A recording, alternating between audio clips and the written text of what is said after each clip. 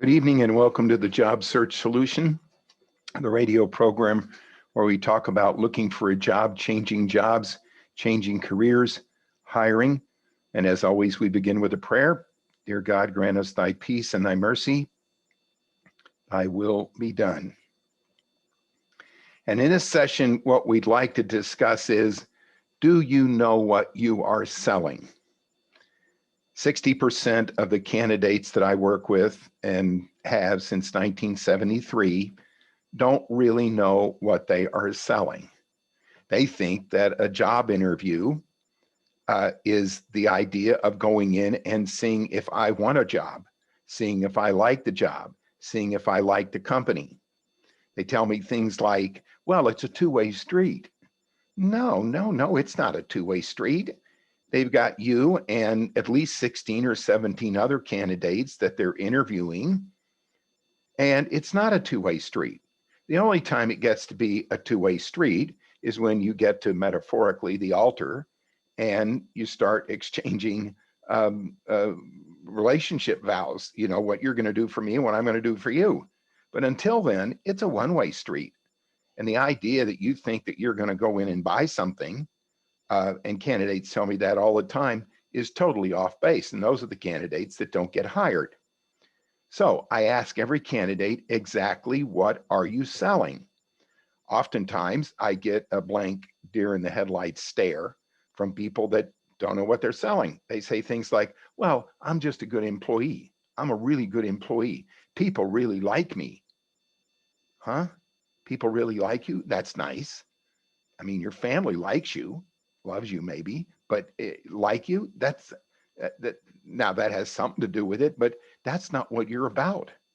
You need to be able to go in, if you're a candidate, you need to be able to go in and say, here is what my company did in every job you've had.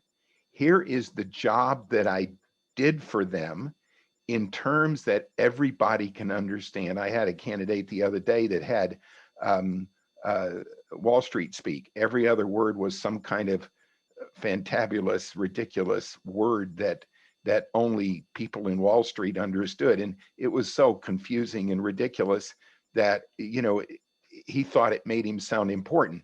Simple, simple, simple. What did your company do? What did you do for your company? Exactly the job that you did in terms just about everybody can understand. And then how well did you do it?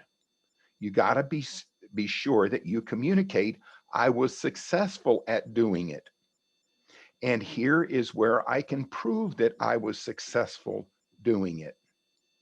And then you go in and explain what you did and in some way, shape, or form, how you were successful doing it. We have a saying around here, stories sell and numbers tell. People remember stories. We've talked about that before in this program. People love stories. The better stories you tell them, the better off you are.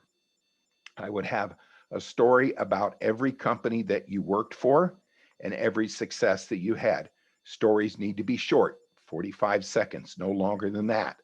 But there should be a story about the successes that you've had.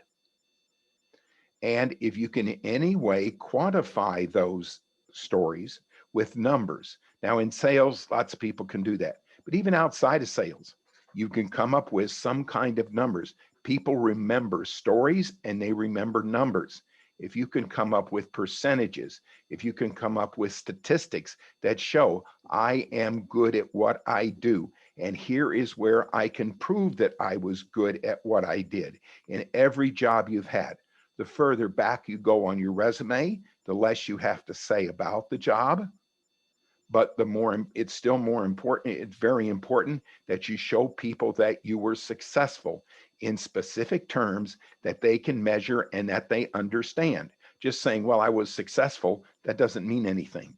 If you were saying I was successful because I was the number 2 employee in the company by this measurement, then you've got something that you can document that means something to somebody. So the more statistics and numbers you can get into your stories, the better off you are. Stories can be short, they don't need to be long. And as I say, the further back you go, the less you have to elaborate on it. What you are saying to a prospective employer is, here is where I've been successful in the past. Therefore, I'm going to be successful for you. And I would even recommend making that transition for a prospective employer and saying things like, I was successful here, therefore I'll be successful for you. And here's why. And draw that analogy out for them. Communicate that because I've been successful in the past, I will be successful for you. And that's the way you want to communicate what you're selling.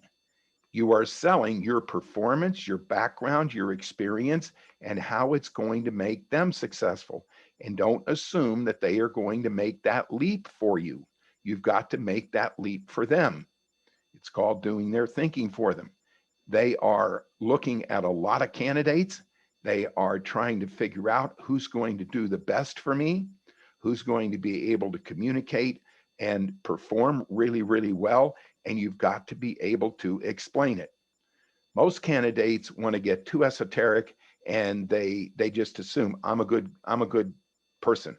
People love me. I've always been a good worker, and just assume the other person knows that. That isn't true. You have to be able to prove it to them.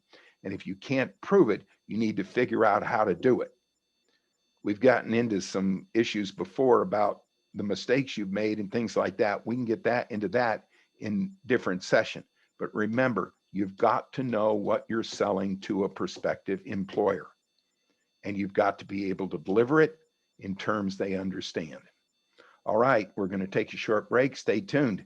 This is Tony Bashara with the Job Search Solution.